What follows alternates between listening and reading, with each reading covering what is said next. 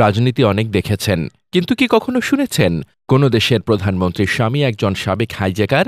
নেপালের রাজনীতিতে এখন যেন সিনেমার গল্প চলছে। দেশটির নতুন অন্তর্বর্তী প্রধানমন্ত্রী হয়েছেন সাবেক প্রধান বিচারপতি সুশীলা কার্কি।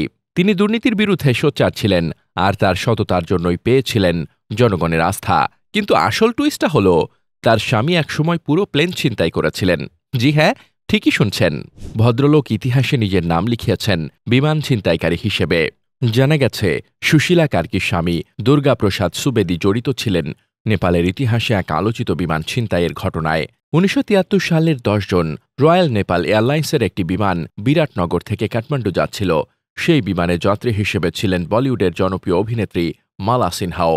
মাঝ আকাশে পাইলটের দিকে পিস্তল তাক করে বিমানটি ভারতের বিহারে নামাতে বাধ্য করেন সুশীলা কার্কির স্বামী দুর্গাপ্রসাদ। ভারতীয় গণমাধ্যমের প্রতিবেদন অনুযায়ী বিমানে থাকা সরাসরি ব্যাংকের প্রায় ৪০ লাখ রুপি ছিনিয়ে নেওয়া হয়। পরে সেগুলো গাড়ি করে দার্জিলিং হয়ে পৌঁছায় নেপালে। রাজতন্ত্র বিরোধী আন্দোলনে অর্থ জোগাড়ের জন্যই এই ছিনতাইয়ের পরিকল্পনা করেছিলেন তৎকালীন নেপালি কংগ্রেসের প্রভাবশালী নেতা গিরিজা প্রসাদ কৈরালা। পরে তিনি হন নেপালের প্রথম গণতান্ত্রিকভাবে নির্বাচিত প্রধানমন্ত্রী। পরে দুর্গাপ্রসাদ ও তার সহযোগীদের গ্রেফতার করা হয়েছিল মুম্বাই থেকে। তবে ১৯৭৫ সালের জরুরি অবস্থার সময় তারা ছাড়া পান। ভারতের বেনারস বিশ্ববিদ্যালয়ে পড়াশোনার সময় সুশীলা কার্কি ও দুর্গাপ্রসাদ সুবেদীর পরিচয়। তাদের ঘরে এক সন্তান রয়েছে। সম্প্রতি নেপালের ইতিহাসে নতুন অধ্যায়ের সূচনা হল। দেশটির অন্তর্বর্তীকালীন প্রধানমন্ত্রী হিসেবে শপথ নিয়েছেন সুশীলা কার্কি। তিনি শুধু প্রথম নারী প্রধানমন্ত্রী নন, নেপালের সর্বোচ্চ আদালতের প্রথম ও একমাত্র নারী প্রধান বিচারপতিও ছিলেন। রাজনৈতিক পটভূমি ছাড়াই বিচারপতি থেকে অন্তর্বর্তী সরকারের শীর্ষ পদে আসীন হওয়া ৭৩ বছর বয়সী এই নারীকে বিশেষ আলোচনায় এনেছে। ১৯৫২ সালের ৭ জুন পূর্ব নেপালের বিরাটনগরে জন্মগ্রহণ করেন সুশীলা কার্কি। কৃষক পরিবারে বড় হলেও শৈশবেই তিনি পড়াশোনায় মনোযোগী ছিলেন। ১৯৭২ সালে ত্রিভুবন বিশ্ববিদ্যালয় থেকে মানবিক শাস্ত্রে স্নাতক শেষ করেন। পরের বছর ভারতের বারাণসী হিন্দু বিশ্ববিদ্যালয় থেকে রাষ্ট্রবিজ্ঞানে স্নাতকোত্তর ডিগ্রি অর্জন করেন।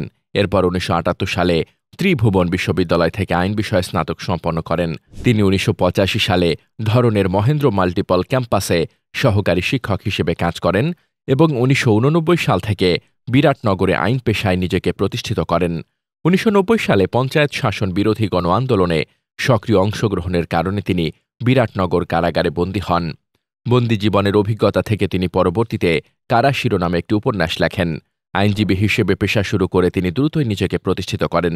২০০৮ সালে নেপাল বার অ্যাসোসিয়েশনে সিনিয়র অ্যাডভোকেট হন এবং ২০০৯ সালে সুপ্রিম কোর্টে অস্থায়ী বিচারপতি হিসেবে নিয়োগ পান।